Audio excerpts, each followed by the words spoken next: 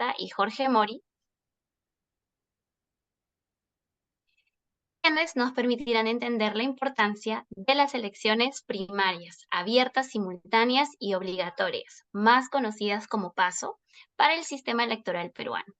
Pero antes de comenzar y para romper el hielo, quisiera que todos entren a menti.com e introduzcan el código que aparece en la pantalla o en el que van a estar colgando ahí en el chat del Zoom y podamos responder a la siguiente pregunta.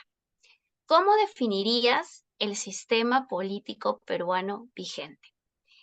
Sí, sé que es una pregunta algo compleja, pero quiero que piensen en lo primero que se les viene a la mente. Una palabra, un par de palabras, y vamos viendo qué nos deja esta reflexión inicial.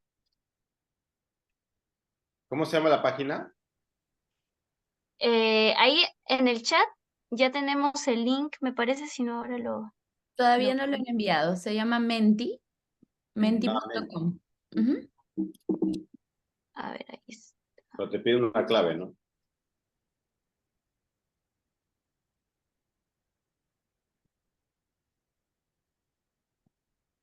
A ver, ahí está. A ver si todos podemos entrar. A ver, nos comentan por el chat si es que pueden entrar con un OK. Sí, a través del link se puede Sí, ingresar. Gracias. ya, perfecto. Entonces, ahí estamos. Mejor entonces desde el link. En una palabra, ¿cómo definirías el sistema político peruano vigente? Ujú. Tal vez, Lady, podrías ir proyectando los resultados para que vean en tiempo real cómo se va moviendo. Bueno, ahí los chicos seguro van a compartirnos. A ver, Oscar, ¿nos confirmas para ir viendo los resultados? Ahí estamos. Excelente. A ver, vamos a ir leyendo. Creo que hay una palabra que sobresale, ¿no?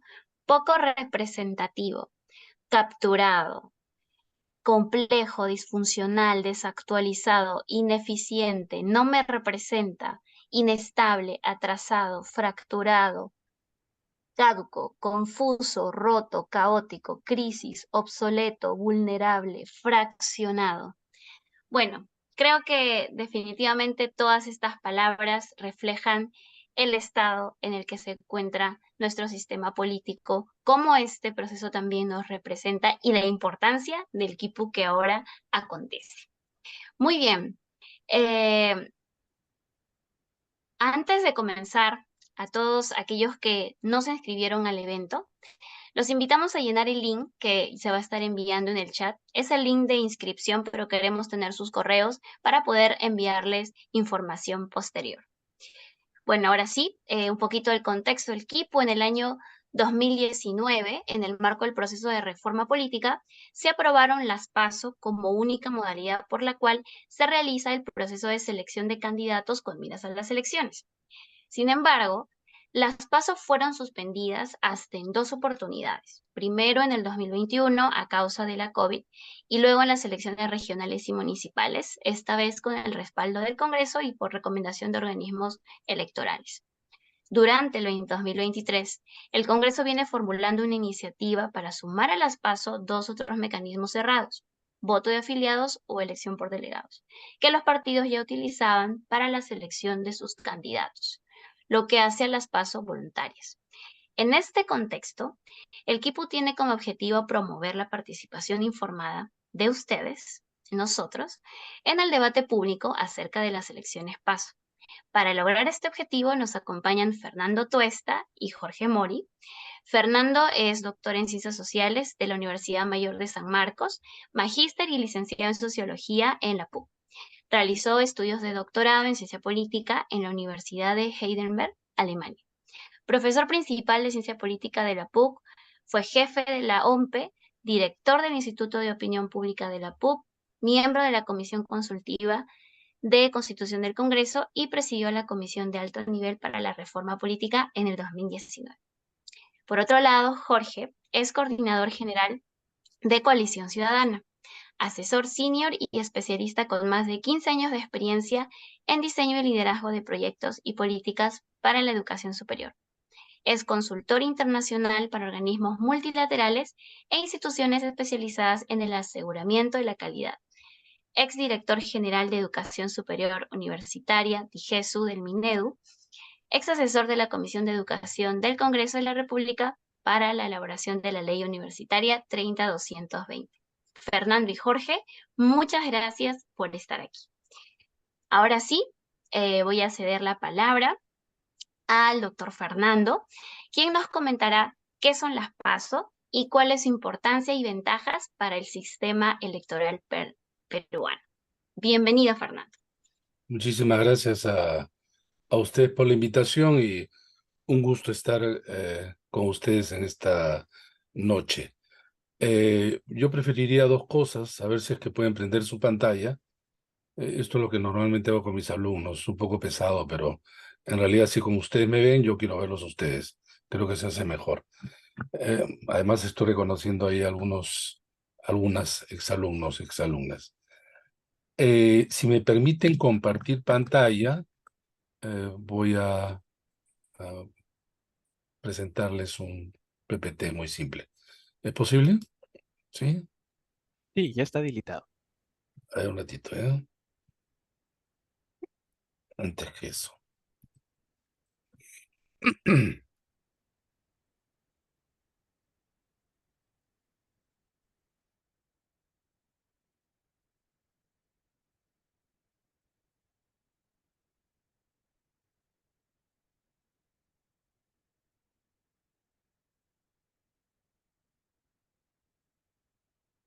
Voy a salir de acá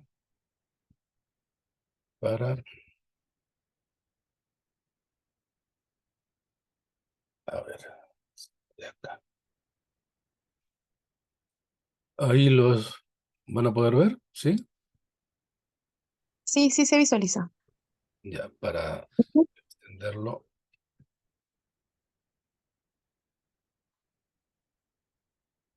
Mm, Bien. A ver, eh, para mí este es un tema muy caro en el sentido personal, porque trabajé por mucho tiempo, décadas, el tema de reforma y fue madurando la idea de las PASO a través de mis investigaciones, de la misma manera por ser parte de la comunidad electoral latinoamericana y por lo tanto asistí a 3 PASOs en Argentina. Conozco las PASO uruguayas, he estado en 2 oportunidades y estoy en muchas elecciones internas a mérito de las misiones de observación, repito, electoral y de misiones técnicas. Sobre la base de eso, se fue, digo, a lo largo del tiempo madurando la idea y a través de la Comisión de Alto Nivel para la Reforma Política establecimos entonces esto como una de las propuestas claves. Y es así como se presentó luego al gobierno del expresidente Vizcarra, que de las 12 propuestas tomaron 4 de carácter constitucional y 8 de carácter legal, asumieron 11, no la bicameralidad, que nosotros también la propusimos, y dentro de ellas estaba justamente la de la selección de candidatos. Habría que entender esto entonces como parte de una reforma integral. Esto se repite mucho, pero a la hora de la discusión no se toma en cuenta. Para nosotros había una línea a seguir en la reforma. Primero era ver el tema de la inscripción de partidos, luego venían justamente el tema de democracia interna, financiamiento, luego la parte concerniente al Parlamento y el diseño bicameral, las relaciones con el Ejecutivo y Legislativo, y todos los artículos constitucionales y legales que de ahí provenían. Entonces, todo era un armazón, un paquete, y tenía que ser visto así. Pero centrándonos en el tema de la democracia interna. Nosotros partíamos, obviamente, de un diagnóstico. Entre el 2003, que es cuando se promulga la primera ley de partidos políticos, hasta el 2020, en donde se eligen los candidatos y luego los congresistas del Congreso Extraordinario del 2020, en ese tramo, que son 2 décadas, los partidos organizaban sus elecciones, la selección de candidatos. Todas eran cuestionadas, todas, no había una que no lo fuera, ¿no? Candidatos elegidos en este tipo de elección generaba poca representatividad, legitimidad, y repito, quienes cuestionaban esto eran los mismos miembros de los partidos. Lo hacían además de forma precaria, artesanal, comités electorales que dependían de las direcciones de los partidos, no tenían recursos, eran realmente muy informales, no cumplían con los estándares mínimos para realizar elecciones con autonomía, independencia, imparcialidad, y la participación era enormemente reducida, ¿no? Eh, en fin, de esto podríamos hablar toda la noche. Yo, cuando fui jefe OMPE, incluso apoyamos a los partidos en sus elecciones internas y vimos de manera muy cercana cómo se organizaban, incluso en los partidos mejor estructurados, dentro de la medianía que existe en el Perú, ¿no? Y entonces, la ley en ese momento presentaba 3 alternativas, que es lo mismo que está proponiendo ahora en la modificación. Lo que está haciendo ahora el Congreso es regresar al 2003. Una primera era la modalidad justamente de elecciones abiertas a la ciudadanía. Otro, reducida a los militantes. Y una tercera, de manera indirecta a través de delegados. Y entonces, ¿qué ocurría? Normalmente hacían este tipo de elecciones que hemos visto. Generalmente utilizaban la formulación, el modelo de delegados. Y entonces, este tipo de selección de candidatos lo que hacía era reproducir exactamente más de lo mismo. Ni siquiera los miembros se sentían representados, menos aún, obviamente, la ciudadanía, ¿no? Entonces, ¿qué cosa proponíamos nosotros? Justamente las PASO, no le llamamos PASO, porque eso podía llevar a confusión, que a su vez justamente es lo que ha ocurrido. Y entonces nosotros proponíamos justamente las elecciones de manera abierta a la ciudadanía, y abiertas quería decir que miren ustedes, el número de electores inscritos, estamos hablando, este es un PPT del 2019, pero sirve para la exposición. Estamos hablando de cerca de 23.375.000. Ese era el universo de electores. ¿Cuál era el universo de electores cuando era cerrada solo a los militantes? 1.434.000. Pues ahí está. ¿Cuál es el promedio de participación de las elecciones generales en el Perú? Es el 82%. Si uno divide en realidad el costo de un proceso electoral en las elecciones abiertas, aun cuando es mayor la cantidad de dinero, en realidad el costo per cápita o por voto es de 27 soles. En cambio, en las elecciones que hicieron los partidos, y después vamos a ver 2021 y 2022, la tasa de participación es de tan solo 5%. Esto le cuesta muchísimo al país. Es 7.143 por voto o por votante, ¿no? En términos de costo, incluso, entonces, acá hay un tema que cuando los congresistas dicen es costoso, en realidad es mucho más costoso lo que han propuesto y lo que ya se realizó.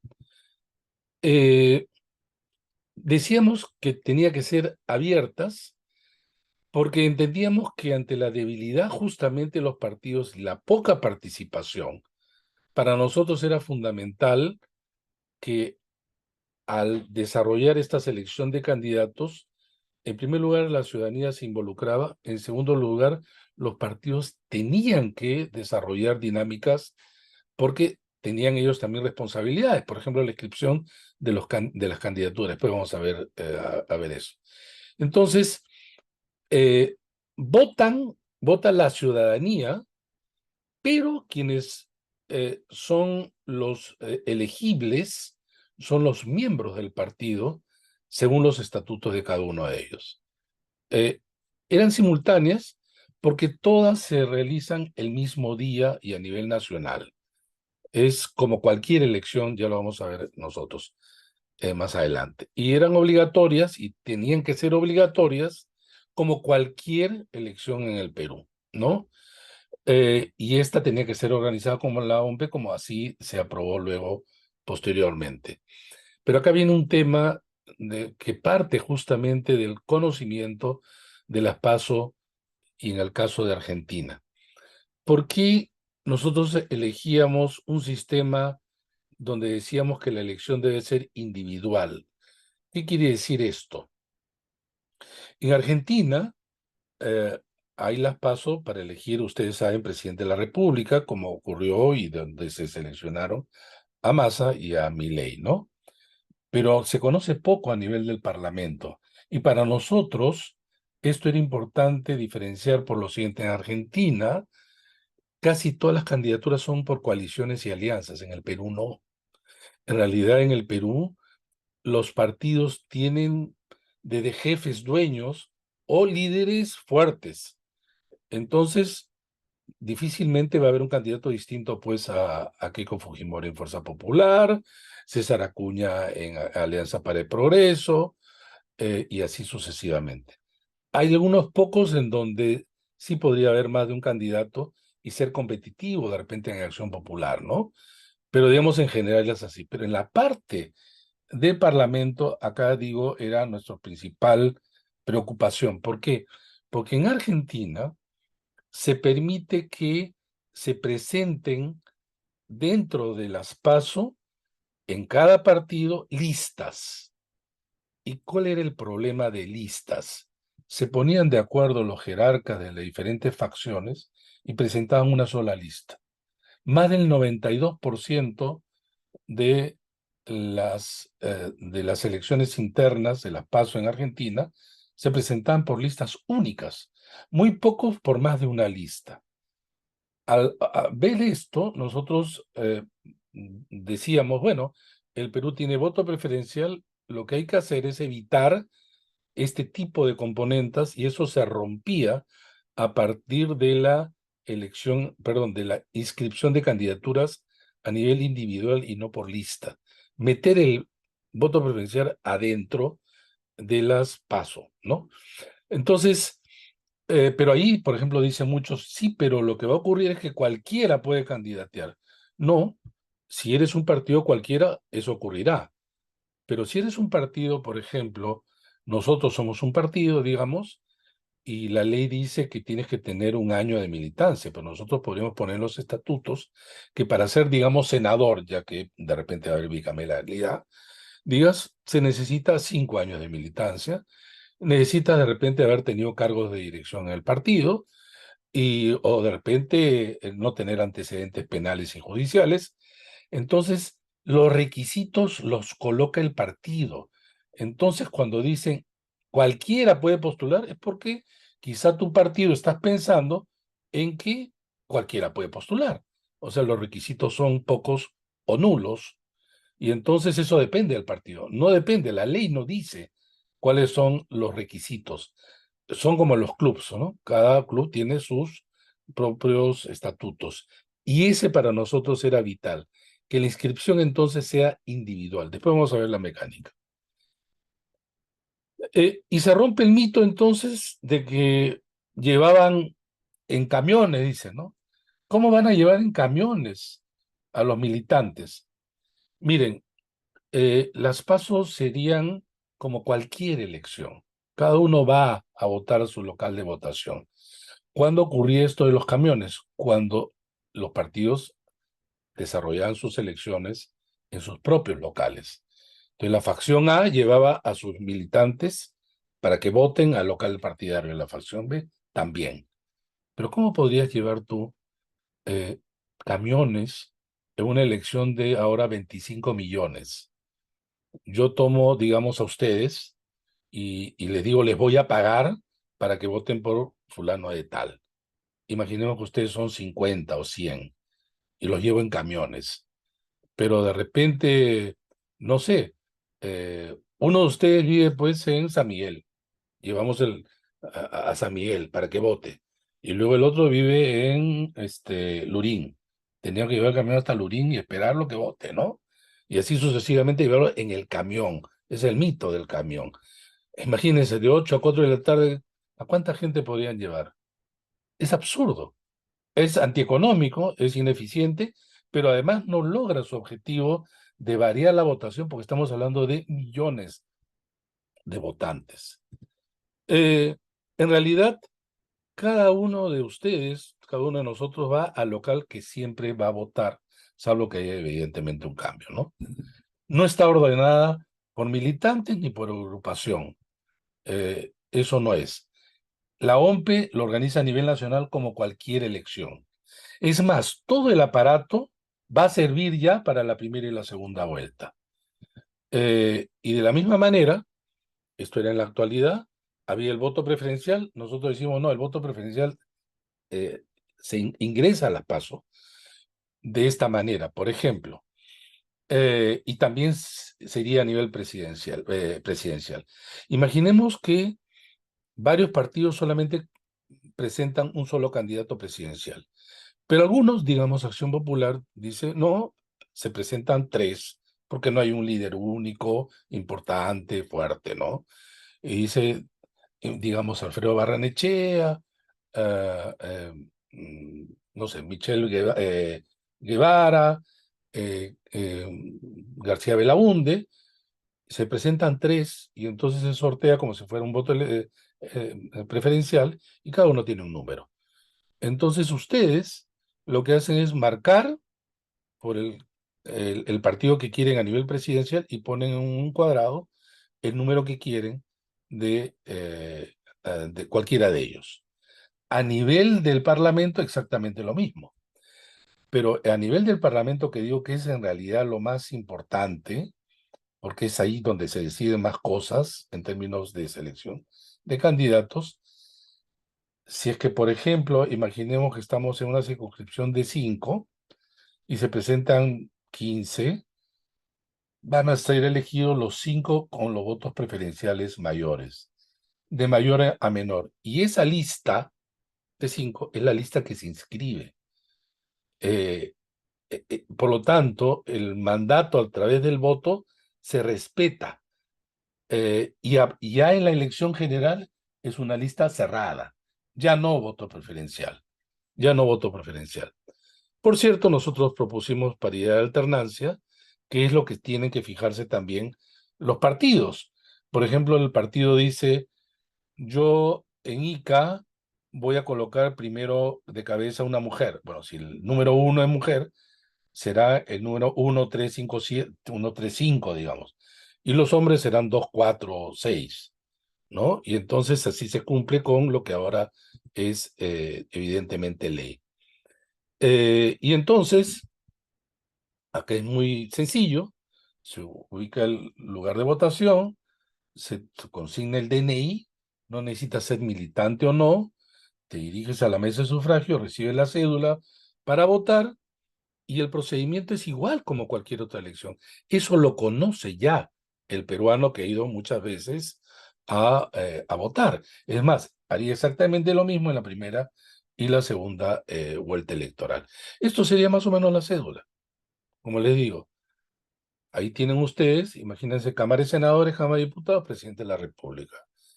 Marcan ustedes el aspa, una cruz en el símbolo del partido que quieren a nivel presidencial y ponen el preferencial en el caso del presidente. En la Cámara de Senadores pueden optar por un partido u otro, exactamente igual que ahora. Y en la Cámara de Diputados, un tercer partido, el mismo de senadores o los 3 iguales. esta es una manera sencilla. Una sola ánfora, una sola cédula de votación. Entonces, como eso, digamos, ¿no? Entonces, pero para que la lista se inscriba, se hace el escrutinio, ¿no? Se hace el escrutinio de las PASO, y para que un partido siga en carrera, debe superar el 1.5% de votos de su partido, ¿no? Si, por ejemplo, imaginemos el partido A saca el 30%, el partido B 20%, el partido C 20%, el partido D 5%, y de repente hay partidos que no logran superar el 1.5. Bueno, esos partidos y siguen en carrera e incluso pierden la inscripción. De eso se trata justamente. Y entonces, acá después vamos a hacer la síntesis de qué cosa se consigue con todo esto, ¿no?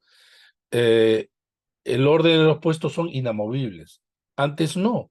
Tú ganabas una elección, estabas con el número 3 en Lima y de repente aparecías inscrito con el número 8 o 12, y por eso había tanto malestar al interior de los partidos, ¿no?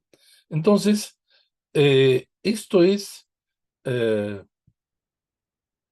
si es una alianza, entonces es 0.5% más, ¿no? Si es un partido político, entonces es 1.5, pero si es una alianza de 2, será 2% lo que se le exige, ¿no? Esa es más o menos la idea. Entonces, se requiere para la inscripción del partido haber superado, repito, ese porcentaje. ¿Qué conseguimos con esto? En primer lugar, una alta participación, porque se trata de elecciones obviamente obligatorias.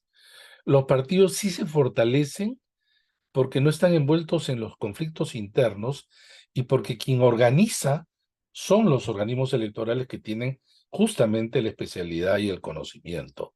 Se convierte en un ámbito de participación masiva. El ciudadano se siente involucrado en aquello que hoy día justamente critican. En tercer lugar, hay una competencia, porque no es una lista ni lista única, menos todavía.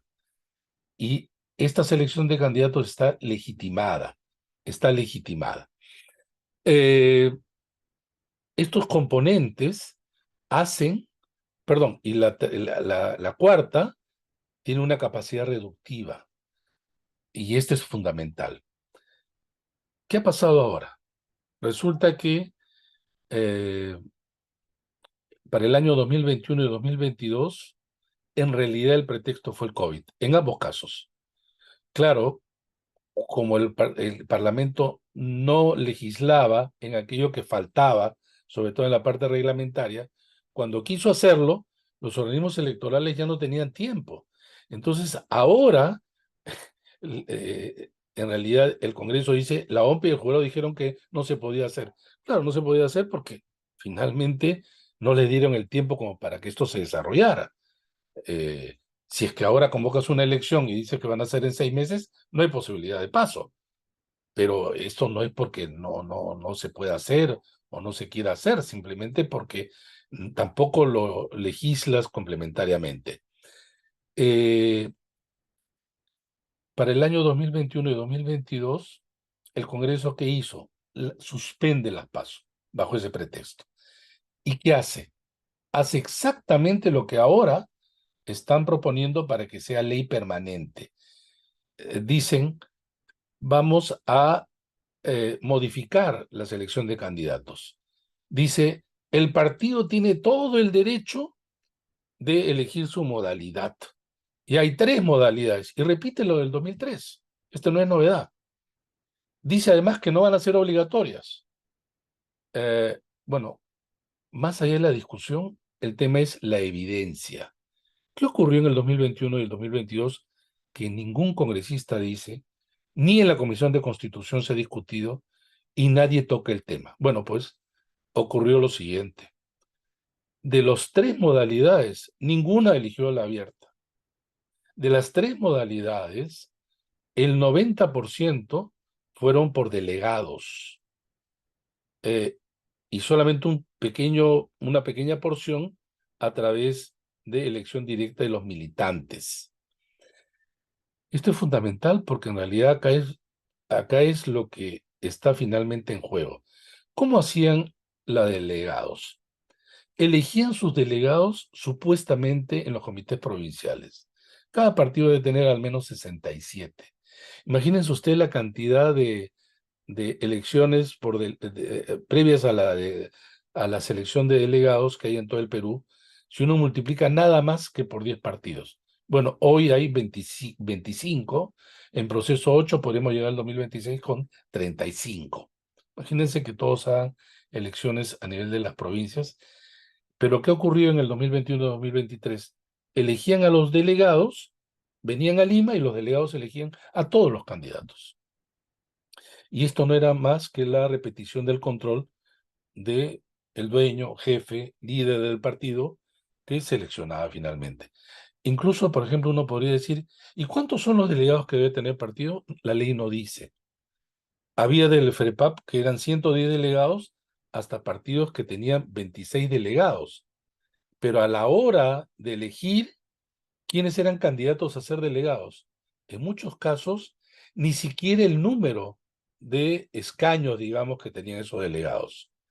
Pero no solamente eso, sino que incluso salían elegidos y a la hora de la convención de delegados, hubo casos en donde había 3 personas que decidían por todo. Estas son finalmente lo que quieren los partidos, la de delegados. Lo peor de todo es que luego venía que también está en este dictamen, que dice, el partido puede elegir si es por lista o individual. Bueno, la mayoría escogió por lista. ¿Qué ocurrió? Listas únicas. ¿Cuánta gente participó? 4.9%. Nuevamente, 4.9%. Es decir, no estamos delante de algo que podría verse cómo funciona. Ya se aplicó y fue un fracaso. Es más, imaginemos el hipotético caso siguiente, que a algún partido se le ocurre en los 35, decir, yo quiero las abiertas como las PASO. ¿Saben lo que tendría que hacer la OMPE? Tendría que armar todo el aparato a nivel nacional para ese partido. Ahora imagínense si solamente participan el 5%. Y cuando digo a nivel nacional es que todos los locales no podrían funcionar y estarían todos los locales para 25 millones. Pero luego 10 dicen, no, yo quiero un militante, un voto. Entonces tendría que articularse otra rama más en términos de los locales. Y otros dirían por delegados. ¿Saben lo que ocurriría? Que en algunos locales, en algunas mesas, podría haber 35 boletas y 35 ánforas. Entonces, baja participación, baja competitividad, no legitimidad, costoso, confuso, y finalmente no cumplen ni siquiera los objetivos que dicen tener. Las PASO en realidad eran uno de los aspectos fundamentales de la reforma. Reforma que, por cierto, solo se aprobaron algunos muy pocos, pero muy pocos, propuestas nuestras, y de ellas incluso modificando artículos e incluso desnaturalizándolas. Incluso estas, las PASO que se han aprobado, se aprobaron y que aún hasta ahora es ley, quitaron algunos de los artículos que nosotros proponíamos. Por ejemplo, el tema de si es que no sacas el 1.5, no sigues en carrera y pierdes la inscripción. Esta parte, pierde la inscripción, no está en la ley. O sea, no estoy en carrera, pero mantengo mi inscripción, que sería uno de los graves problemas que nosotros quisimos justamente atacar. Pero la ley va más allá. Dice que va a regresar el voto preferencial. O sea, no solamente naturalizan eso, sino regresar a tener el voto preferencial. Peor aún, la congresista Patricia Suárez dijo, la ley exige el 0.01% de del padrón, que debe ser el número de militantes para escribir el partido. Hay que subirlo a 4%. Dice de firmas de adherentes. Firmas de adherentes desaparecieron en el 2019. Ya no existe. Se pedían 750.000. Ya no se pide eso. ¿Saben lo que ocurrió en la Comisión de Constitución? Ni siquiera saben diferenciar entre lo que es lo que se exige ahora como militante y lo que antes había de adherentes, que no son militantes, para nada. Pues han terminado aprobando nuevamente la lista de adherentes, aparte de la militantes, 3%. ¿Sabes lo que significa? 500.000 de firmas. ¿Saben lo que ocurría antes con las firmas? No hay ningún partido en el Perú que pueda conseguir 500.000, ni siquiera 100.000 firmas de adherentes, ni siquiera. Pero ¿cómo entonces se entregan tantas firmas? Porque justamente lo que ocurría era que se generaba un núcleo de corrupción de firmas falsas. Y muchos de estos cascarones compraban esas firmas falsas. Y entonces se inscribían. Y ahora va a ocurrir exactamente lo mismo. Además, en ninguna parte del mundo exigen un número de firmas de adhesión tan altas. En conclusión, estamos yendo no solamente a un retroceso enorme, sino estamos delante de, claro, convertir a las PASO en una ley no nata, porque pese a que es ley, nunca se ha aplicado y lo van a desaparecer tal como parece, porque ahí se ha unido desde Perú Libre hasta Fuerza Popular y este multipartidario. No quieren los partidos temen, de ninguna manera aceptan una modalidad, pero lo peor de todo es que critican las PASO con desconocimiento absurdo. Hay un nivel de desconocimiento enorme. Da vergüenza cuando discuten en la Comisión de Constitución, pero aparte de eso, los partidos quieren mantener ese control que les señalo. Y es más, al aprobar este dictamen, si es que se ratifica en el Pleno, vamos a ir a más de lo mismo y peor todavía. Va a ser costoso para el Estado y no va a significar absolutamente nada. Bueno, con esto quiero dejar de compartir para, bueno, si desean conversar, preguntar, a mí. Gracias Fernando por tu ponencia. Creo que en estos breves minutos nos has permitido conocer lo que significan las PASO, su importancia y también la grave vulnerabilidad en la que se encuentran en el contexto de esta nueva modificación, de esta modificación que se está proponiendo. Y justamente para eso queremos invitar, ahora vamos a dar el pase a Jorge Mori. Jorge, bienvenido para que nos puedas comentar, ¿no? ¿Cuál es justamente este proyecto de ley que busca modificar las PASO y cuáles son quizás esos puntos de mejora, ¿no? Que son viables y además también nos des tus reflexiones sobre por qué debemos preocuparnos, que ya nos ha adelantado No, Fernando no, y qué discúlpame que podríamos te, hacerlo juntos. no, Sí, discúlpame que te interrumpa. Yo sí. solicité a Cristian, yo me tengo que retirar. Tengo realmente compromisos ineludibles y si es que hay algunas preguntas yo las respondo. Lo siento, Jorge, no puedo quedarme, pero si es que hay alguna pregunta sobre lo que he puesto, encantado, pero Mejor, si no tendré mejor sería que de una vez le hagan las preguntas, para aprovechando que está, no sé si les parece bien. Ok, está bien. Entonces pasamos a eso, no, chicos, digo, ¿tienen? disculpen, pero Sí. como yo había coordinado ya eso con los organizadores, Sí, sí, doctor, no se preocupe, ahí vamos a pasar con las preguntas. A ver, vamos a ver. ¿Quiénes están por aquí? Sí, Lorena, ahí David está levantando la mano. Yo Sí, también y no sé si alguien más. sí. Vamos con David y luego con Margaret. Profesor Tuesta, es un gusto poder encontrarlo. Es decir, la producción que usted tiene es vasta y creo que es muy enriquecedora para un estudiante de ciencias políticas. Mi pregunta es la siguiente.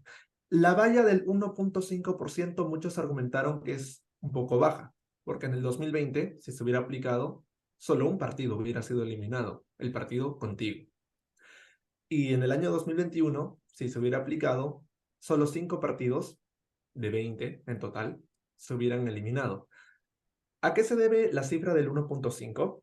¿Y usted estaría a favor o en contra de subirlo a la actual valla del 5% o incluso reducirla? De antemano, muchas gracias, profesor Tuesta. No, gracias a usted. Podemos juntar, creo, preguntas, ¿no? Sí, sí, normal. Bueno, en mi caso la pregunta es tal vez, implica también un análisis del contexto actual. Tal vez la pregunta que más nos hacen o más me hacen también personas en el extranjero es, ¿qué va a pasar en Perú? Entonces, bueno, mi pregunta era en torno a si ves que realmente las siguientes elecciones generales van a ser en el 2026 o con la coyuntura actual, ¿crees que podrían adelantarse? Y si fuera el caso, ¿qué es lo que es realmente viable en términos de reformas implementar para que unas nuevas elecciones generales, que no tengo idea cuándo serán,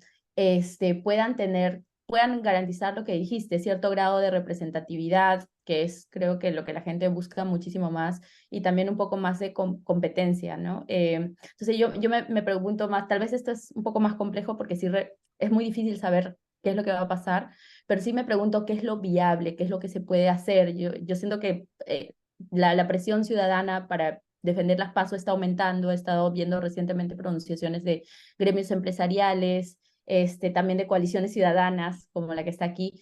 Entonces, quería saber por qué reformas viables tendríamos que estar impulsando ahora desde la ciudadanía que puedan implementarse en unas siguientes elecciones generales. Gracias. Yo tampoco tengo idea cuándo van a ser las elecciones, es la verdad. Creo que ninguno, ¿no? Siempre a los politólogos creen que tenemos así una bola de cristal y podemos ver el futuro, ¿no? Algunos se atreven, ciertamente, pero yo no. Y miren ustedes, casi hace un año, el 7 de diciembre, cuando cae por el intento de golpe de Pedro Castillo, antes de eso se comenzaba a hablar de adelanto de elecciones. Y con la crisis del 7 de diciembre, con mayor razón aún. Y parecía que podía haber adelanto de elecciones, que en realidad estaba en relación directa con el estallido social, ¿no? Cuando este bajó, se dejó de hablar como por arte de magia. Y a lo largo de estos meses, un poco como que se sentía esta sensación de parece que nada se va a mover o nada va a hacer que mueva a los actores políticos principales y tendremos elecciones en 2026. De repente hoy día lunes amanecimos con noticias que están moviendo el tablero de tal manera que pensar en el 2026 ya es el larguísimo plazo, ¿no? Y quizá pueda ocurrir algo que nos lleve adelante elecciones. No digo que necesariamente, ¿no? Y como consecuencia de lo primero, tu segunda pregunta es la pregunta que siempre se hace, ¿no? Dice, bueno, ¿y cuáles son entonces las reformas que hay que defender y que hay que hacer? Va a depender un poco claro, un escenario es 2026 y otro escenario es de repente, vamos a ver qué pasa, ¿no? En estos días. Y si de repente eso mueve de tal manera el tablero que dices, bueno, las elecciones tienen que convocarse lo más pronto posible. Y de nuevo va a venir la pregunta, ¿y cuánto es lo más pronto posible? ¿No? ¿Cuánto es lo más pronto posible? Y entonces uno dice, bueno, lo más pronto posible puede ser 6 meses, pero depende qué quieres, ¿no? Porque luego viene lo otro, es si con las mismas reglas y la misma oferta, porque te va a salir algo distinto, ¿no? Entonces dice, bueno, con 6 meses logras que haya elecciones, pero quizá la oferta no tanto. Y entonces dices, oye, ya, entonces un año, ¿qué se puede hacer un año? Y hay algunas cosas que tienes que sacrificar. Por eso depende mucho cuándo sería aquella elección. Cuando vino lo del 7 de diciembre y se me preguntaba, yo decía, sí es posible terminar el año con un nuevo gobierno, pero para eso tenías que hacer varias cosas, comprimir el cronograma electoral e incluso hasta sacrificar las PASO para que te entre todo en poco tiempo, ¿no? Pero entonces depende de qué quieras. Yo decía, sí se puede hacer. Yo decía, podríamos terminar el año con el 15 de diciembre entregando, digamos, la posta al nuevo presidente del nuevo Congreso. ¿Eso se puede hacer? Sí. Eh, con las leyes que tenemos ahora, no. Tienes que cambiar las leyes, pues. ¿Y qué cosa necesitas para eso? Acuerdo político. Ahora, ¿quién hace ese acuerdo político? Los que no quieren que se adelanten elecciones. ¿Y por qué discutían que había que adelantar elecciones? Porque la gente está en la calle. Así de simple. Si no hay gente en la calle, los, los políticos se sienten menos presionados y tienen mayores autonomías para la toma de sus decisiones, ¿no? Eso es así en general y en el Perú en particular, ¿no? No sabemos hacia dónde nos va a llevar. 10 para las 9 de hoy día lunes. Y entonces, de repente por ahí salen otros chats y ustedes están viendo además, este es un juego ya donde en algunos casos parece que no hay marcha atrás. O sea, la fiscal de la Nación es algo así como, si yo me hundo, se hunden todos, ¿no? Y entonces yo te denuncio, Dina Boluarte, ¿no? Entonces Dina Boluarte le dice, oye, tú estás haciendo esto porque te estás hundiendo, no me toques. Y el Congreso los congresistas están un poco, dice, esperando para dónde van los vientos, porque se pueden quemar en unas declaraciones, digamos, muy firmes, ¿no? Entonces todos están tomando distancia, precauciones, pese a que este es el peor escenario que ellos habían estado pensando el domingo, ¿no? Ni siquiera se pensaba eso, ¿no? Entonces acá hay un juego de actores donde, imagínense ustedes si Villanueva se, eh, ya, bueno, en este momento está preso por unos días, si se acoge a la colaboración eficaz y suelta todo, miren, la cosa se va a poner bien movida y claro, para los politólogos súper interesante, pero y falta que la gente, ¿cómo va a reaccionar, no? Y esto no es tan fácil porque estamos en el país, como no hay instituciones, como no hay anclajes, somos un país de la incertidumbre, ¿no? Lo único permanente en el Perú es la incertidumbre, ¿no? Y entonces, es difícil hacer un juego de escenarios. Pero bueno, por esto podríamos discutir toda la noche y por respeto a Jorge, que además está esperando. Y en relación a la primera pregunta eh, de David, eh, cuando nosotros colocamos el umbral, sabíamos, porque habíamos discutido, habíamos tanteado en el Congreso, que no querían umbral, ¿no? Pero el ejercicio de las cifras que tú sacas es un ejercicio que tiene un problema. Es porque estás trasladando la elección general del Parlamento como si fueran las PASO. Y eso no es así. Eh, si en este momento hubieran las PASO, con los 25 partidos inscritos, yo estoy casi seguro que pasarían el umbral de 1.5, no más de 10 partidos. 15 se irían a su casa, tranquilamente. Porque la gente no va a votar por partidos que desconoce para empezar. Y muchos de ellos son cascarones de los nuevos inscritos. Muchos de ellos son vientres de alquiler. Ahora, si me preguntas, ¿por qué no se puso un umbral mayor? Lo iban a rechazar en el Congreso. Para mí también hubiera sido perfecto, 5%. Porque las PASO juegan, tienen esa función de justamente reducción en el número de partidos, y eso lo tenían que jugar. Pero había cosas que tampoco aceptaron, por ejemplo, como les dije en la parte de inscripción de partidos, ¿no? Ya no hay firma de adherentes, sino militantes. Y nosotros pusimos un artículo que decía más o menos lo siguiente: si el partido presenta documentación falsa equivalente más o menos a un 5%, ese partido ya no sigue en carrera y se lo elimina en el proceso de inscripción. ¿Por qué? Porque una cosa es cuando tú presentas firma de lentes y dices, oye, y encuentras que acá hay firmas falsas. Entonces tú siempre puedes decir, es que en la calle la gente me engañó. Lo distinto es militante. Si tú eres el secretario general del Comité Provincial de Huacho y hay 50 militantes y de repente tienes pues 10 que son documentos falsos, tú no puedes decir que no los conoces, pues. Además el partido se tiene que ser responsable. Entonces había una penalidad allí que se quitó. Incluso había una penalidad, no penalidad, sino una caución. Decíamos, el partido, esta organización debe colocar 100.000 soles. Si supera el umbral, le devuelves. Si no, este para el Estado, porque estás en realidad desatando que el Estado se mueva y eso es un costo. Entonces, en pocas palabras, esto como muchos, la idea era de desarrollar incentivos y desincentivos.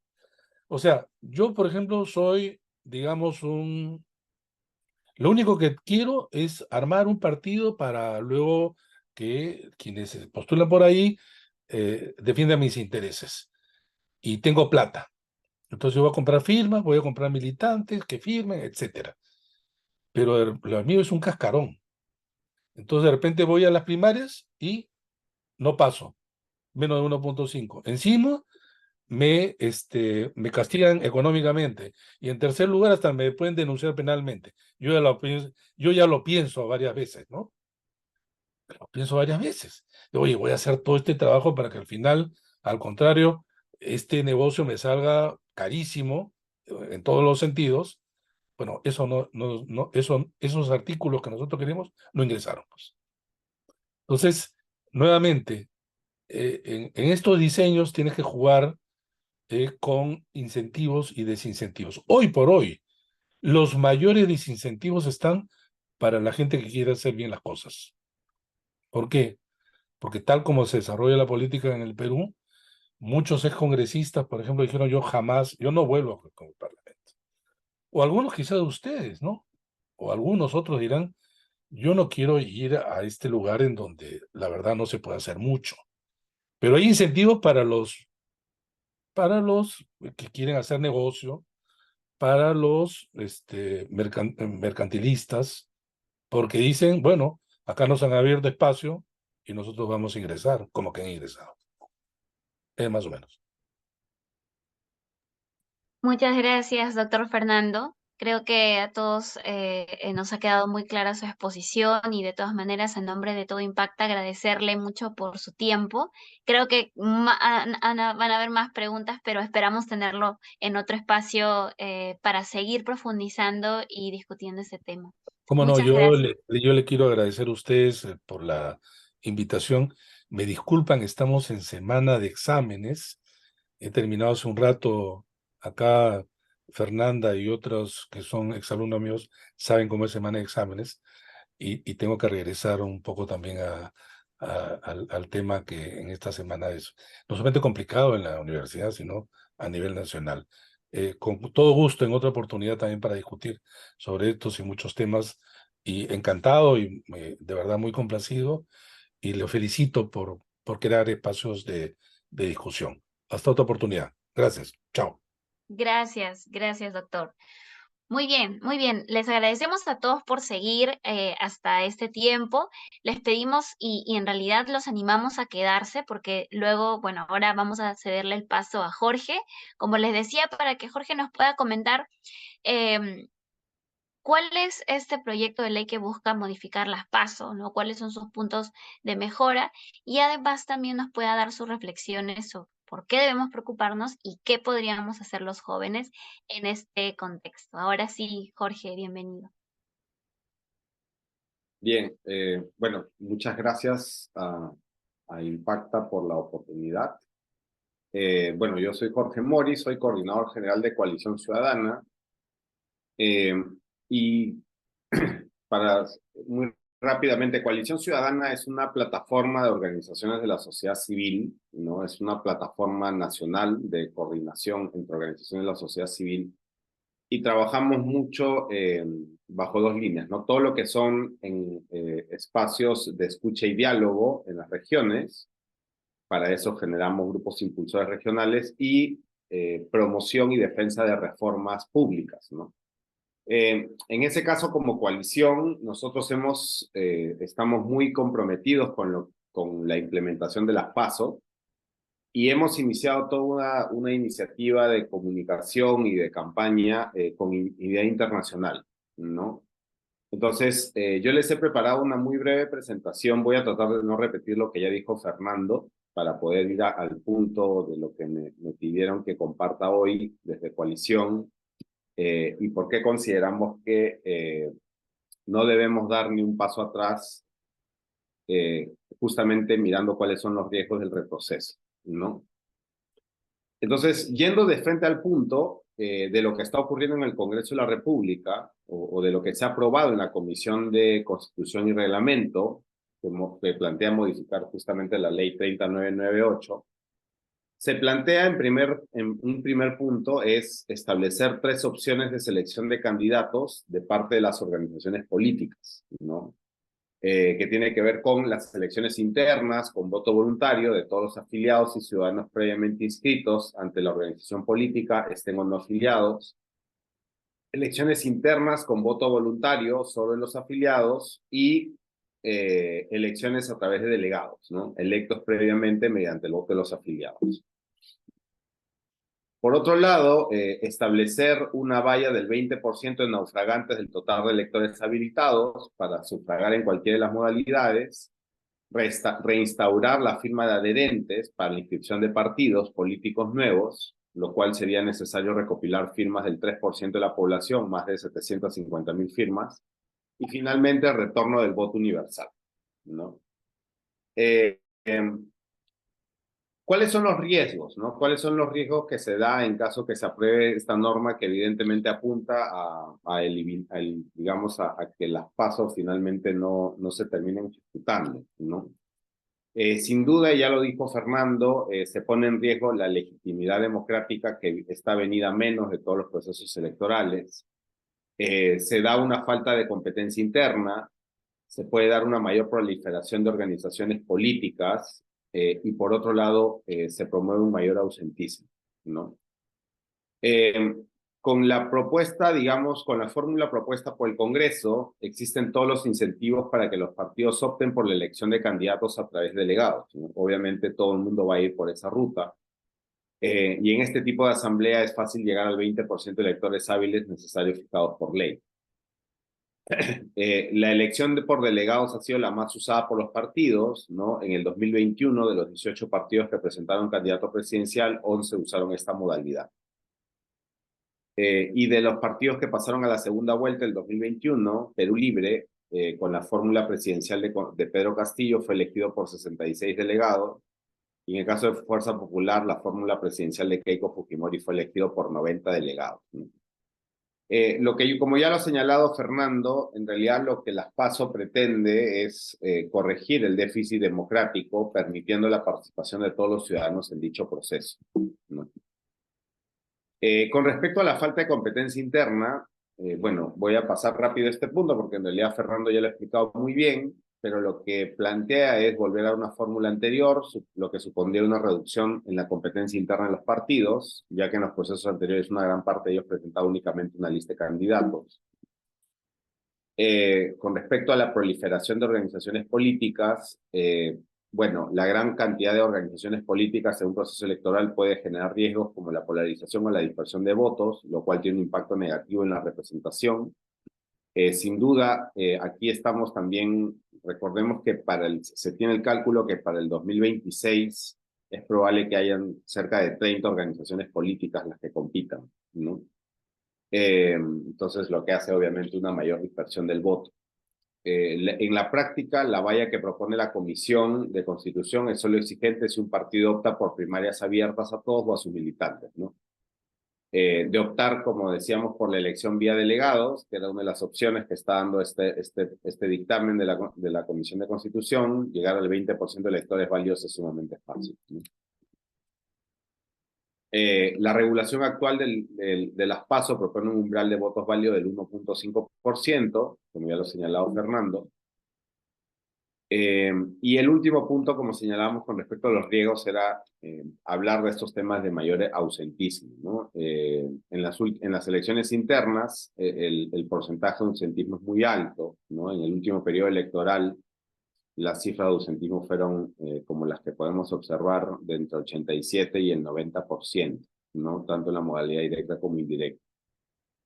Entonces, desde nuestro punto de vista como coalición ciudadana, y por eso también creemos en la implementación de las PASO, establecer la obligatoriedad de votar en las PASO promueve la participación activa de los ciudadanos en el proceso electoral, dándole una mayor legitimidad democrática, ¿no? Considerando, pues, digamos, los esfuerzos que estamos, o la crisis que estamos enfrentando como país, ¿no? Entonces, en ese sentido, sí nos parece muy importante tomar en cuenta, digamos, el contexto de crisis que se está viviendo y el rol que pueden jugar las PASO en ese contexto, ¿no? Y por qué Coalición Ciudadana se le está jugando, digamos, por la implementación de las PASO, ¿no? Y bueno, cuando ya hablamos sobre las juventudes con las PASO y las formas de unirse a estos esfuerzos, cómo lo vemos nosotros desde Coalición Ciudadana, lo vemos definitivamente desde 3 puntos de vista, ¿no? Primero, en la necesidad de hacer una incidencia social y digital, porque en realidad es fundamental que el tema deje de ser visto como un tema impulsado exclusivamente por técnicos y académicos, ¿no? Ahí muchas veces estas discusiones terminan siendo bastante complejas de explicarse, y creo que organizaciones jóvenes como Impacta o los propios jóvenes y los movimientos juveniles que puedan involucrar pueden ayudar muchísimo a que esta información se popularice mucho más, ¿no? Y que se hagan lenguajes mucho más amigables. Finalmente, las juventudes, los jóvenes son fundamentales para democratizar el tema en sus distintos espacios y volverlo parte del debate y la agenda pública, ¿no? Para salir de la esfera técnica, porque como ustedes saben, las PASO puede ser bien costoso de explicar, ¿no? Y creo que con organizaciones con mucho liderazgo juvenil pueden ayudar a justamente se puede lograr que se baje estos niveles técnicos y se planteen términos mucho más sencillos para la población. Sin duda, en la segunda línea de aporte de los jóvenes tiene que ver con la legitimación de las reformas políticas, ¿no? Un sector quiere imponerle a las PASO un discurso que las enmarca dentro de una ideología o un gobierno específico, ¿no? Y los políticos o expertos que las apoyan son vinculados con estas descripciones.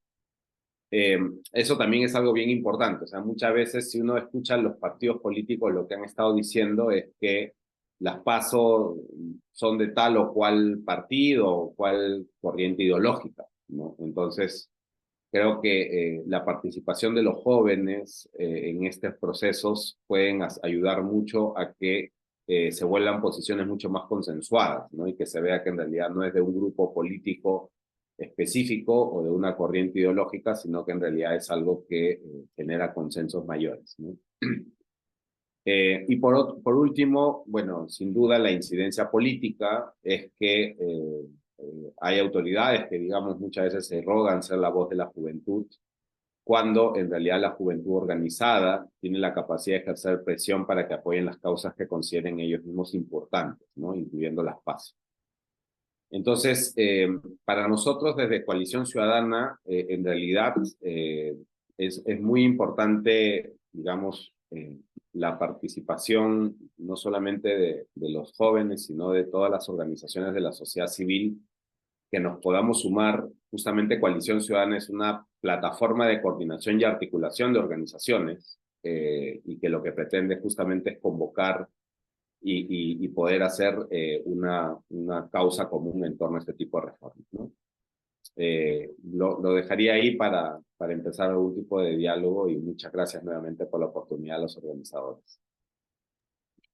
Gracias a ti, Jorge. Y sí, vamos a abrir ahora las preguntas.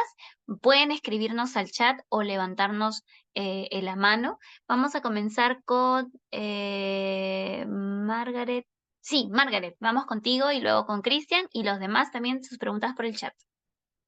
Muchísimas gracias, Jorge, por la presentación, sobre todo de Coalición Ciudadana.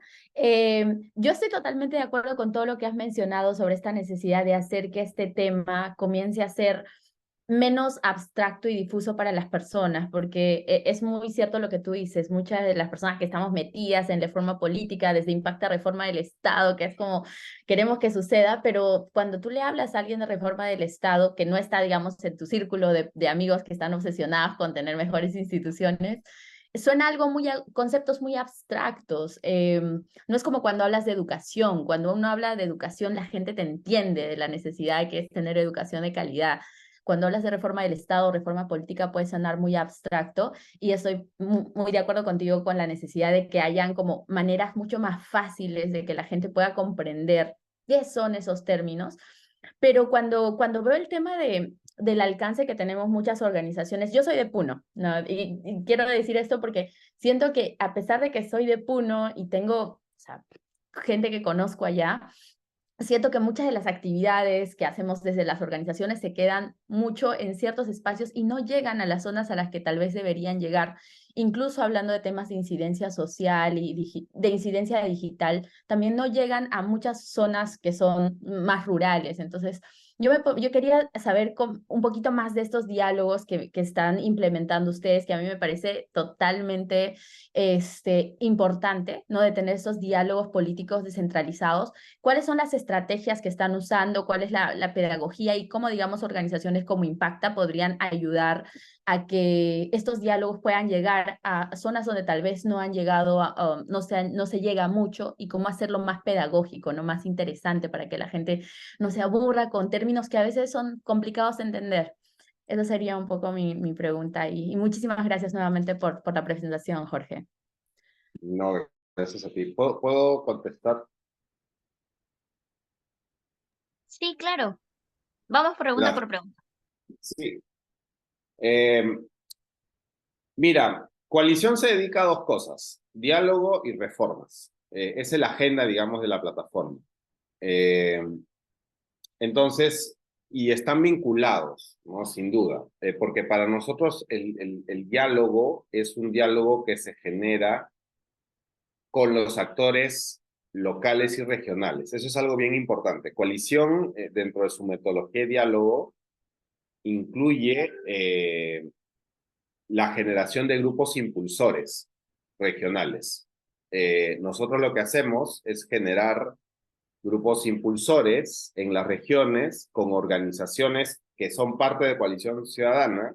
Por ejemplo, un caso es el de Arequipa, ¿no? Que es el grupo impulsor que hemos conformado y que en realidad lo que hemos hecho ahí en Coalición Ciudadana es que hemos conformado grupos impulsores en las regiones y ellos toman el liderazgo de los espacios de diálogo, ¿no? Y ahí está integrado no solamente las organizaciones de coalición, está la universidad pública, la Cámara de Comercio, los colegios profesionales, la Mesa de Concertación de Lucha contra la Pobreza. Entonces, lo que buscamos como coalición no solamente es como ser una plataforma de coordinación, sino impulsar el liderazgo desde la región.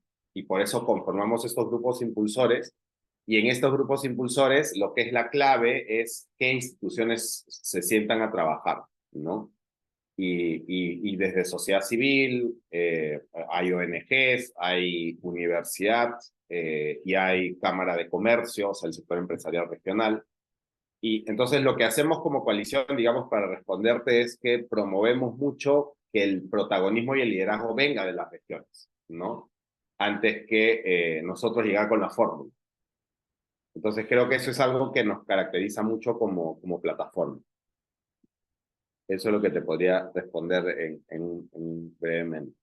Muchísimas gracias, Jorge. Ya te voy a molestar luego para que me cuentes más, pero gracias por la respuesta. Gracias. Muy bien, ahora vamos con Cristian. ¿Qué tal? Muchas gracias a todos. Muchas gracias, Jorge, por tus palabras. Una cosa que me queda, y creo que ya lo hemos conversado antes, es ¿cómo hacemos para tangibilizar lo que a todas luces podría terminar siendo de repente eh, el estamento de la reforma política más importante que mantener, ¿no? Si bien la reforma política es como un paquete completo, las pasos significan una oportunidad de renovar la oferta política con una participación masiva ciudadana que permita brindar una oferta mucho más renovada que la que tenemos ahorita. Entonces, entiendo, por ejemplo, que desde Coalición hay algunas iniciativas que ustedes están tomando. Nosotros estamos también como Impacta de repente generando otras iniciativas. Pero los jóvenes aquí de repente interesados pueden sumarse a las iniciativas de Coalición. Nosotros como Impacta también hemos hecho varias convocatorias, pero en Coalición, por ejemplo, cómo lo ven? ¿Cómo se suma uno a la propuesta de ustedes? Ahí, mira, Coalición es una plataforma de organizaciones. Entonces, en realidad, no hay participación individual, sino a través de organizaciones o instituciones. Eh, entonces, desde colectivos, gremios, sindicatos, hay gremios empresariales, está la Coordinadora Nacional de Derechos Humanos, está Shanti, están organizaciones, como te digo, estudiantiles, juveniles, ¿no? Pero por lo general a Coalición se suman organizaciones, ¿no? No hay participación más juvenil. Y nosotros tenemos, digamos, órganos o sea, nos organizamos en tres instancias, ¿no? Un consejo, un comité ejecutivo, que yo lo dirijo, donde están los jefes de las comisiones de diálogo y reformas, un consejo estratégico, donde están 20 organizaciones, que es una suerte de consejo directivo, y finalmente la plenaria, que están todas las organizaciones que son como la asamblea, ¿no? Entonces, la forma de participación, de participar en coalición es a través de organizaciones que deciden sumarse a las actividades y que comparten el mismo espíritu de fortalecer, ¿no?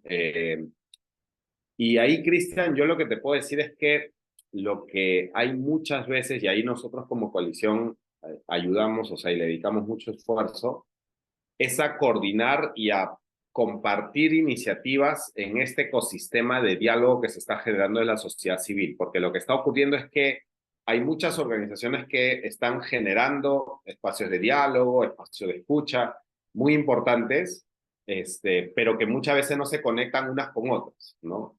Entonces, nosotros como coalición queremos ser justamente este puente, ¿no? Entre las organizaciones que, por ejemplo, están promoviendo procesos de diálogo. Hay tres procesos de diálogo bastante grandes.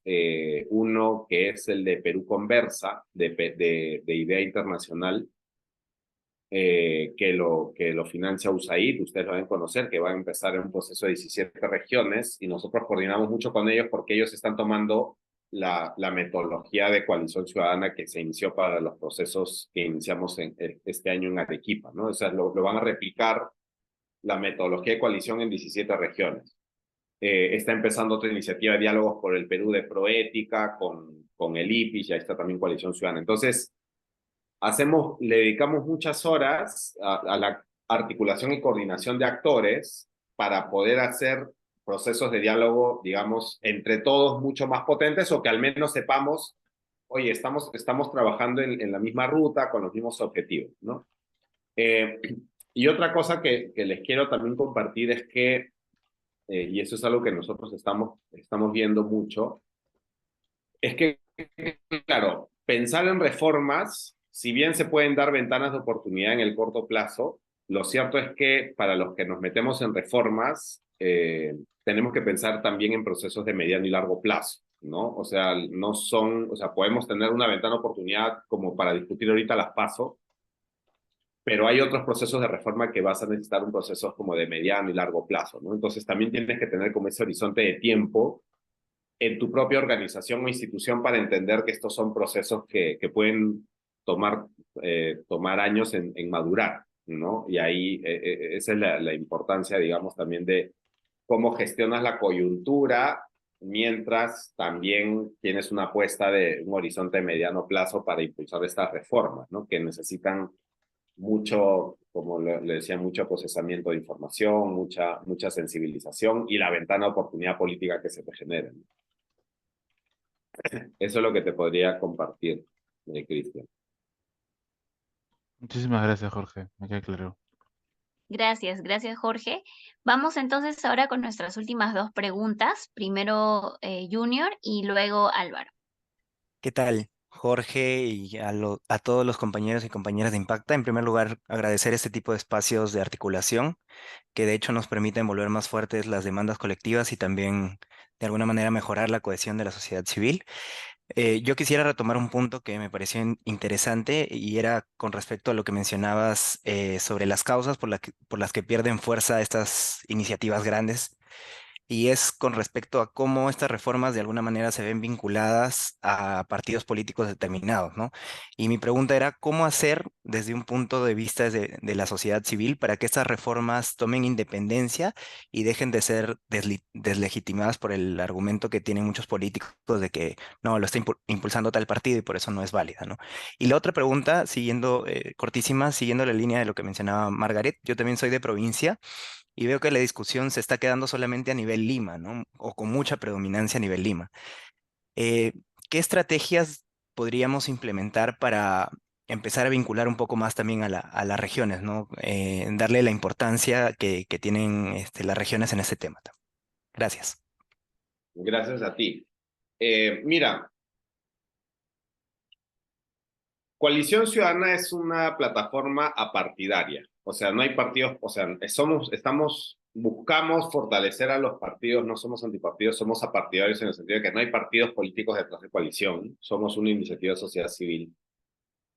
Pero sí es cierto que las reformas, desde mi punto de vista, puede ser algo discutible, pero yo creo que mi punto de vista es que o sea, los reformadores o los que creen en las reformas son personas que creen en cambios graduales, ¿no? O sea, la reforma misma son cambios que, digamos, por lo general pueden ser como incrementales o mejoras, procesos de mejora, ¿no? Eh, y en ese sentido, naturalmente creo que cuando hablas de reformas, tú te vas a mover entre un centro izquierda y centro derecha ideológicamente, ¿no? O sea, porque por lo general los extremos son más bien disruptivos, revolucionarios, en fin, tienen un discurso más de cómo mato al del frente, ¿no? Entonces, cuando tú hablas de los extremos ideológicos, por lo general ellos son los anti, ¿no? Ah, yo soy anti-DBA, soy anti-fujimorista, soy anti-caviar, en fin. Entonces los anti son más al extremo y los reformadores siempre los vas a encontrar en este escenario entre centro-izquierda o centro-derecha. Esa es mi experiencia personal. Como te digo, abierto a que puedan a tener otras experiencias, pero me parece que ya la suerte de que apuestes por reformas en el Perú ya te van a encasillar ideológicamente en cierto sector, y no está mal, ¿no? O sea, porque es lo que probablemente va a ocurrir. ¿Qué tanto este sector reformista es grande o chico? Va a depender de la capacidad que el sector reformador justamente, digamos, logre articular, porque o sea, proponer reformas en el Perú ya no es neutral, ¿no? O sea, ya proponer reformas es una forma de resolver los problemas del país, ¿no? Entonces, a diferencia de la extrema derecha o la extrema izquierda que te van a decir que arda todo, ¿no? Proponer reformas es más bien decir cómo mejoramos las instituciones, cómo vamos avanzando, cómo se van poniendo, ¿no? los ladrillos. Entonces, bueno, diciéndote eso que naturalmente va a ocurrir, porque digamos el sector que propone reformas por lo general es un sector técnico, académico, reflexivo también, que plantea algunas ideas incrementales y graduales. Habiéndote dicho esta cuestión más estructural, yo sí lo que estoy viendo, y lo que estoy viendo mucho, es que hay muchas iniciativas de propuestas de reformas tanto desde las organizaciones sociales, juveniles, como del sector empresarial. Entonces, estamos viviendo un momento realmente muy especial para impulsar reformas, ¿no?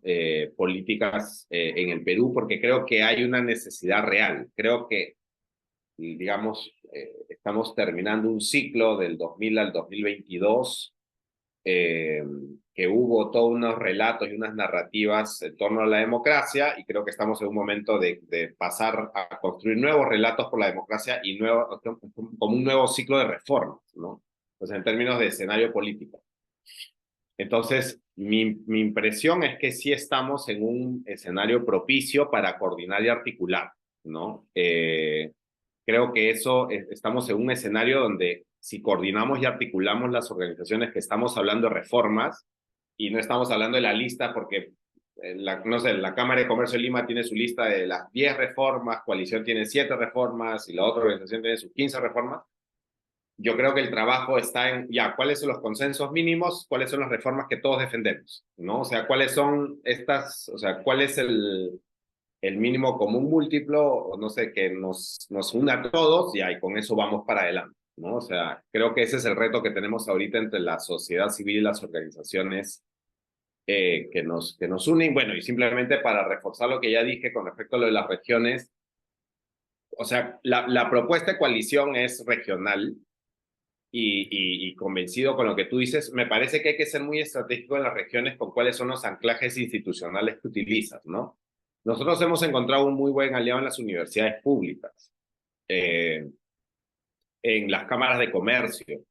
O sea, me parece que ahí hay unos anclajes institucionales que tú puedes como traer a la mesa para impulsar este tipo de procesos, ¿no? Y a las organizaciones sociales, movimientos regionales y todo, pero me parece que si analizas, si haces un buen mapeo regional, te vas a dar cuenta que sí hay actores institucionales que se la quieren jugar, y la clave está en promover estos liderazgos regionales, ¿no? Eso me parece que es fundamental. Y sí, porque si no, si lo ven desde Lima, si lo ven una cuestión de Lima, ya sabemos perfectamente en qué acaba todo eso, ¿no? O sea, al final de cuentas, exacerbas más la distancia. Creo que con Álvaro... Sí, gracias, Junior. Ahora le damos el pase a Álvaro. Muchas gracias, buenas noches, gracias a Impacta por organizar el evento y a Jorge por tu ponencia. Quería preguntarte si podrías explicar un poco más qué proceso sigue Coalición para poder escoger con qué instituciones, con qué organizaciones eh, quieren colaborar, ¿no? A quiénes van a dar el apoyo. Creo que eso, escoger tus aliados, creo que puede ser eh, un poco complicado. Mira, nosotros, o sea, las organizaciones que quieren ser parte de Coalición Ciudadana solo se tienen que adherir en la página web, ¿no? O sea, nosotros en ese sentido somos muy abiertos. eh, ¿Y por qué? Porque en realidad nosotros tenemos claro cuál es el propósito de Coalición, ¿no? O sea, el propósito de Coalición es ser una plataforma para el fortalecimiento de la democracia y devolver la política a la gente, ¿no? Para construir un mejor país, digamos. Si estamos de acuerdo en eso, bienvenido a Coalición. Y claro, lo que tú tienes en Coalición son organizaciones que hacen muchas cosas, ¿no? Desde Prodiálogo, Proética, Transparencia, ADEX, la Asociación de Agroexportadores, Shanti, organizaciones de la sociedad civil, en fin, una serie de organizaciones que se adhieren a Coalición, ¿no? Labor en Arequipa, Descosur, en fin. Entonces, lo que ocurre, o sea, digamos, yo separaría lo que es las organizaciones que se suman a la Coalición Ciudadana de las organizaciones con las cuales nosotros convocamos como coalición para trabajar en las regiones, ¿no? Entonces, como les mencionaba hace un momento, nosotros en las regiones trabajamos con organizaciones que son parte de la coalición, ¿no? Que están adheridas. Como te digo, en Arequipa, Labor y Descosur son los que lideran el grupo impulsor. Pero al momento de convocar, lo que nosotros hacemos es, como les decía, convocar a instituciones representativas de la región, ¿no? La universidad pública, de todas maneras, siempre está sentada en la mesa. La San Agustín de Arequipa, en Arequipa, ha liderado todo el proceso de escucha y diálogo. Los procesos de escucha y diálogo lo hemos hecho en la ULSA. Eh, las cámaras de comercio, yo creo que las cámaras de comercio regionales son bien importantes y bien interesadas en promover este tipo de procesos de fortalecimiento de la democracia. Entonces, la mesa de concertación de lucha contra la pobreza, los colegios profesionales, ¿no? Entonces, son sin duda, digamos, las organizaciones que nosotros hemos encontrado, ¿no? Y como te digo, o sea, para ser adherente de coalición, no necesitas mayor filtro que el jugártela por esto. Coalición Ciudadana no tiene personalidad jurídica, eso es algo también bien importante, ¿no? Porque nos identificamos como una plataforma de organizaciones. Entonces, como son más de 250, entre 250 y 300 organizaciones adheridas a coalición, no es que eh, eh, dentro de la fórmula de la plataforma no está en el corto plazo tener personalidad jurídica, digamos, ¿no? Porque nos identificamos con este espacio más bien de encuentro, articulación, coordinación entre los actores, y lo que tenemos sí son organizaciones que son sponsor, ¿no? O sea, porque, por darte un ejemplo, los espacios de encuentro, escucha y diálogo, ok, Prodiálogo, que es una institución que tiene muchísimos años en este tipo de procesos, lo que hace es, ellos gestionan los espacios de encuentro, escucha y diálogo de Coalición Ciudadana, ¿no? De toda la coalición. Y han conseguido el financiamiento de la Fundación Ford, o sea, Fundación Ford financia Prodiálogo para realizar las acciones de toda la plataforma, ¿no? Entonces, de todos estos espacios de coordinación. Pero Coalición Ciudadana como tal, como les repito, no tiene personalidad jurídica, es una plataforma de coordinación de encuentro, ¿no? Y de articulación. Eso podría contarles. Y estaba David también, no sé si para ir cerrando. Este, bueno, creo que por el tiempo vamos Ya, a tener que dejar, sí, a David, mil disculpas, pero de verdad que estamos muy contentos por las preguntas, porque eso demuestra el interés que todos nosotros tenemos en la temática y en realidad en el equipo pues estamos muy contentos por eso y nos anima para seguir generando estos espacios y reinvitar a nuestros invitados del día de hoy, ya que probablemente vamos a seguir hablando de este tema en los próximos meses. Eh, Antes de irnos, queremos darle unos minutos finales a Coalición Ciudadana. Eh, Queremos darle la palabra a Dejan, que nos quiere hacer una invitación especial. Dejan, ¿estás en sala? Ay, así espero que así se pronuncie, perdón. Sí, aquí estoy. Buenas noches, ¿cómo están? Primero presentarme súper rápido, yo soy Ian, yo soy del equipo de comunicaciones de la coalición. Me empecé hace unos meses y por eso hemos empezado desde mi ingreso y el ingreso de más miembros del equipo, hemos estado moviendo bastante diversos temas, ¿no? Empezamos, bueno, tenemos toda una rama de que es construcción de identidad, todo lo que Jorge ha venido explicando, y tenemos la rama de coyuntura. Y en nuestra rama de coyuntura respondemos a lo que pasa. Primero fue una campaña por la defensa de la institucionalidad con el tema de la Junta Nacional de Justicia. Ahora estamos viendo las PASO, ahora probablemente también vamos a ver unos temas con la Fiscalía de la Nación, vamos a ver cómo se desarrollan esos eventos, eh, pero enfocándonos en nuestra campaña de las PASO.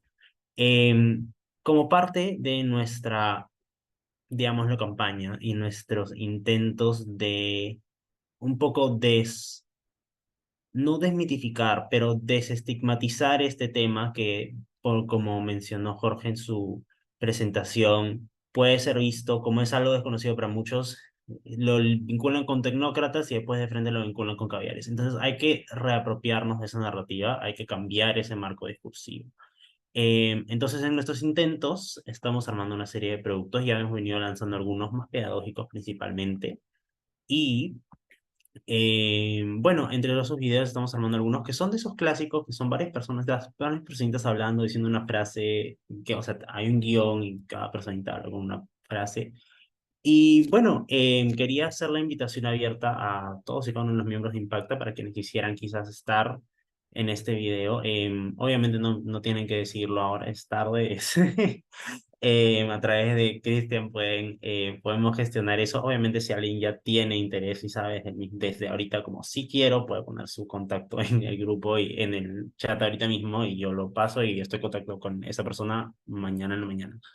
Pero en líneas generales hacerles esa invitación es básicamente un video, es bastante corto y es solo, como les digo, tenemos un guión, son aproximadamente 11, estamos confirmando eso, y aparecerían sus caras, eso sí, y saldría en la plataforma, ojalá podamos coordinar con Impacta para que sea una publicación mutua, por supuesto.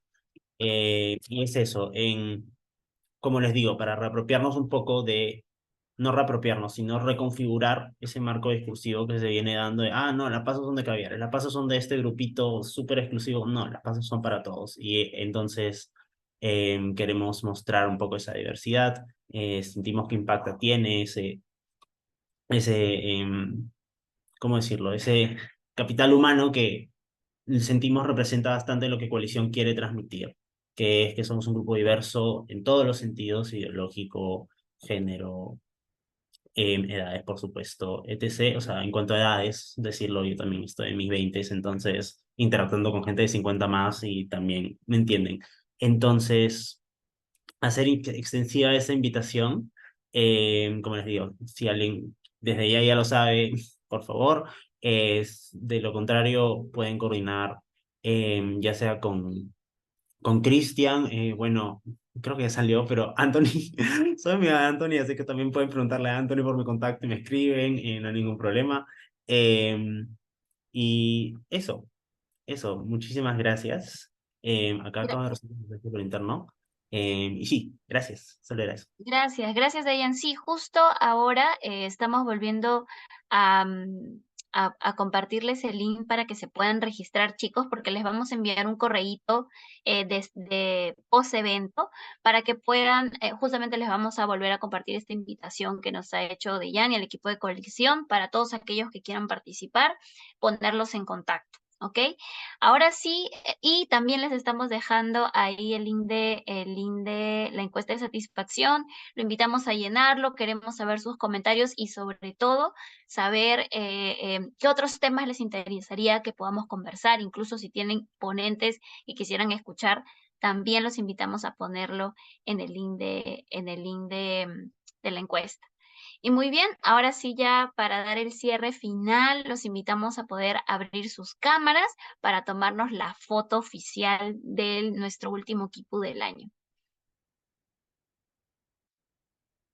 Y nuestros fotógrafos, Sí, por favor, ahí que prendamos toda la camarita. Todo lo que podamos, pues, a ¿no? ver si están ahí. Han estado ahí, ¿no? Muy bien, chicos, genial. Qué genial es verlos a todos. Excelente. Vamos a tomar una primera foto. A ver, todos sonriendo, por favor. Sonrisa colgate. 1, 2. Ahí va una. Ahora la segunda, ¿sí? 1, 2 y 3. Listo. Gracias. Gracias a todos, chicos. Muy buenas noches. Nos vemos. Muchas gracias, Jorge. Gracias. Muchas gracias. Gracias, un Un abrazo. gusto. Chao. Muy bien.